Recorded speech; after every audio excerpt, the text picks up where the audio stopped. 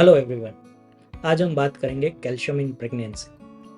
हम सबको पता है कि कैल्शियम बोन हेल्थ के लिए बहुत ज़रूरी है, लेकिन कैल्शियम प्रेगनेंसी में इसका इम्पोर्टेंस और बढ़ जाता है। अब देखिए, डेली रिक्वायरमेंट जो कैल्शियम की है वो 1000 to 1200 mg एलिमेंटल कैल्शियम की है। अब ड्यूरिंग प्रेगनेंसी जो पूरा बेबी डेवलपमेंट होता है उसमें बेबी को 25 to 30 grams of elemental calcium mother में से ट्रांसफर होता है। अब इसी वजह से कैल्शियम की रिक्वायरमेंट और कैल्शियम की जो नीड है वो बहुत इम्पोर्टेंट हो जाती है। अब कैल्शियम प्रेगनेंसी में क्यों ज़रूरी है, कौन कौन सी चीज़ के लिए ये इसका इम्पोर्टेंस है। अब देखिए, प्रेगनेंसी में एक कंडीशन होती है प्री एक्लेम्पशिया, जिसको हम ब्लड प्रेशर बढ़ना बोल सकते हैं। अब ये फाउंड हुआ है रिपोर्ट्स में कि अगर आपका डेली कैल्शियम रिक्वायरमेंट फुलफिल हो रहा है तो प्री एक्लेम्पशिया जैसी कंडीशन है उसमें 50% ऑफ द कटौती हो जाती है। यानी 50% ऑफ द पेशेंट अगर एडिक्वेटली कैल्शियम ले रहे हैं तो उसमें से 50% ऑफ द पेशेंट को प्री एक्लेम्पशिया की कंडीशन नहीं होगी। दूसरी बात, प्रीटर्म डिलीवरीज के रेट 24% तक डाउन चले जाते हैं। प्रीटर्म्स डिलीवरी मतलब जो बच्चा उसका टाइम के पहले उसका बर्थ हो जाता है, पूरा मैच्योर नहीं हो पाता, तो वो उसका भी रिस्क 25% तक डाउन चला जाता है। जो बाकी चीज़ें हैं जैसे मदर का बोन हेल्थ, अगर मदर ने ड्यूरिंग प्रेगनेंसी कैल्शियम नहीं लिया है तो उसका बोन हेल्थ काफ़ी ख़राब हो जाता है, जिसकी वजह से उसको आगे जाके बैक पेन या फ्रैक्चर्स होने के ज़्यादा चांसेस बढ़ जाते हैं। दूसरा, फीटस की बोन हेल्थ, फीटस का ब्रेन डेवलपमेंट, वो सभी चीज़ें बहुत अच्छा होगा अगर मदर ने ड्यूरिंग प्रेगनेंसी कैल्शियम अच्छे से लिया होगा। सो कैल्शियम को लेना बहुत ज़रूरी है। इवन अगर आप ब्रेस्ट फीडिंग के टाइम पे देखिए तब 200 से 300 मिलीग्राम कैल्शियम जो है वो हर फीड में जाता है, जिसकी वजह से ये ज़्यादातर जो मदर होती है उसकी बोन्स की जो हड्डियों में जो कैल्शियम होता है वो कम हो जाता है।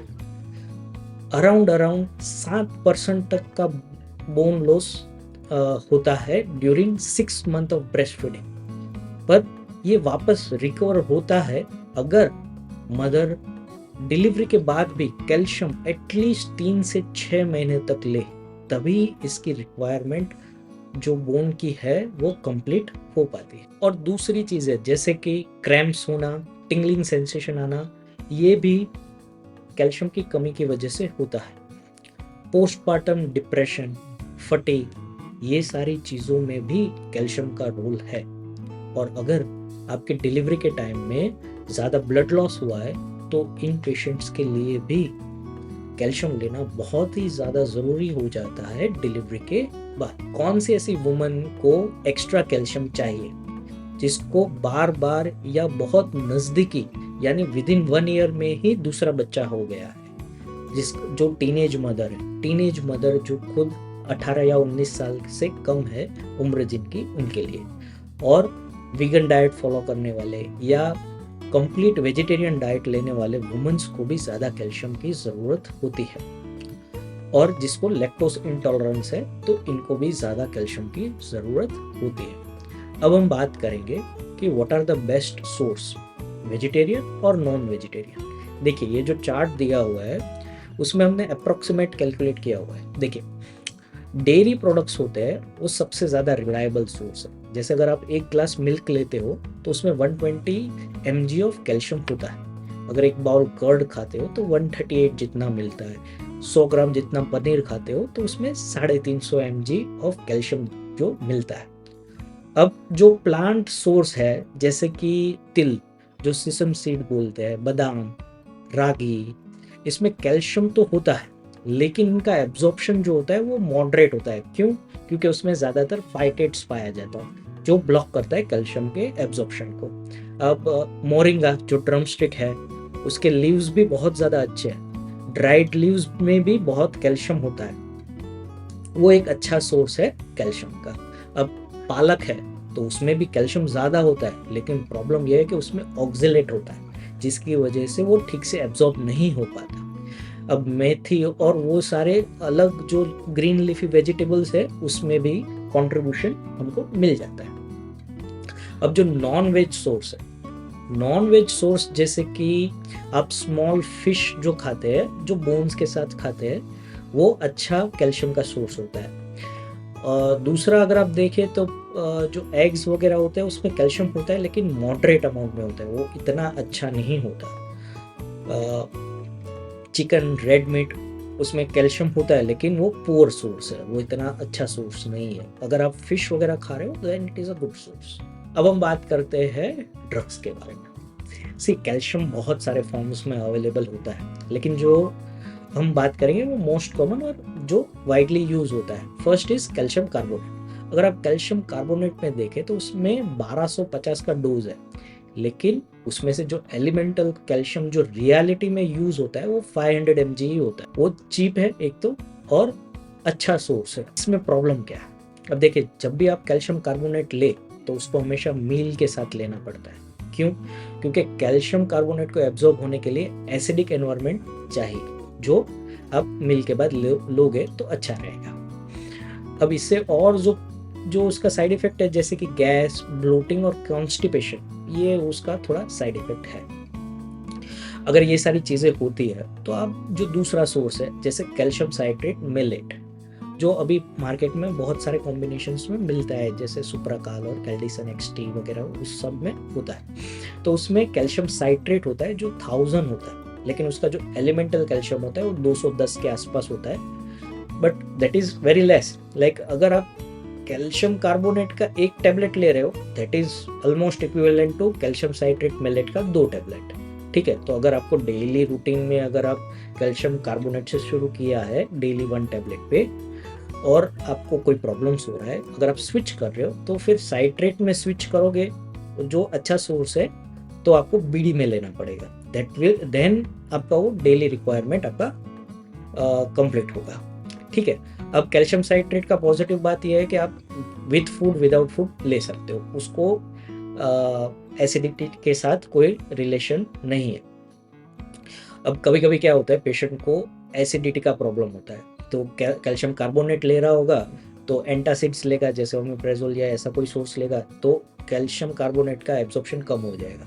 एट दैट टाइम आपको स्विच करना चाहिए कैल्शियम साइट्रेट मेलेट पे, ताकि आपका कैल्शियम का जो रिक्वायरमेंट है वो फुलफिल हो। प्रॉब्लम साइट्रेट में यही है कि डोज जो एलिमेंटल कैल्शियम का होता है वो कम होता है, तो आपको मल्टीपल टाइम्स लेना होता है। ठीक है, so this are the 2 main drugs. अभी मार्केट में कोरल कैल्शियम से भी दवाई आती है, लेकिन दोज कोरल कैल्शियम क्या है, वो कैल्शियम कार्बोनेट ही है, जस्ट एक्सपेंसिव कैल्शियम कार्बोनेट है और कुछ नहीं। ठीक है, तो आप वो भी ले सकते हो।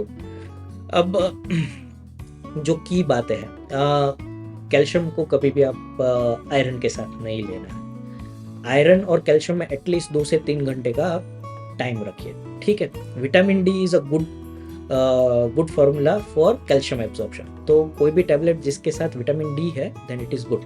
बट याद रखिए, विटामिन डी भी दिन में, अगर हेल्दी वुमन है तो उनको अप टू 1000 इज इनफ, और अगर विटामिन डी डेफिशिएंसी है तो 2000 तक आप दे सकते हो। स्टे इन दैट रेंज, बहुत ज़्यादा भी मत लो, विटामिन डी का टॉक्सिसिटी होता है।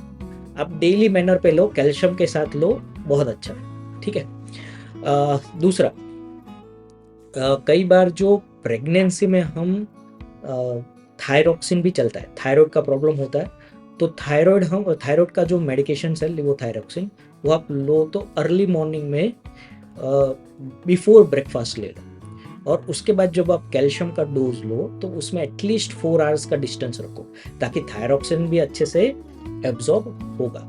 ठीक है, और क्या साइड इफेक्ट में अगर आप कैल्शियम की देखें तो कॉन्स्टिपेशन, ब्लोटिंग वगैरह वो सारी चीज़ होता है, लेकिन वो सब चीज़ें आप ज़्यादा पानी पियो, फाइबर रिच डाइट खाओ, तो दिस विल हेल्प। अगर उससे भी नहीं होता then you go ahead with changing of the drugs. ठीक है, means different sort of supplementation. अभी कैल्शियम का सप्लीमेंटेशन जो मैक्सिमम आप ले सकते हो that is around 1500 to 2000, like 1 to 2 grams per day तक आप सेफ है, कोई प्रॉब्लम नहीं होगा। हाँ, जो मोस्ट इम्पोर्टेंट पार्ट है वो ये कि अनरेगुलेटेड जो सप्लीमेंट्स है उसको अवॉइड करो। क्यों अवॉइड करना है? क्योंकि उसमें हैवी मेटल्स होते हैं, और ये जो हैवी मेटल्स है वो आपके लिए भी और फिटस के लिए हार्मफुल होता है। Okay, that's it, thank you. अगर आपको कोई भी क्वेश्चन है, you can put it in comment, I will be happy to reply. Thank you.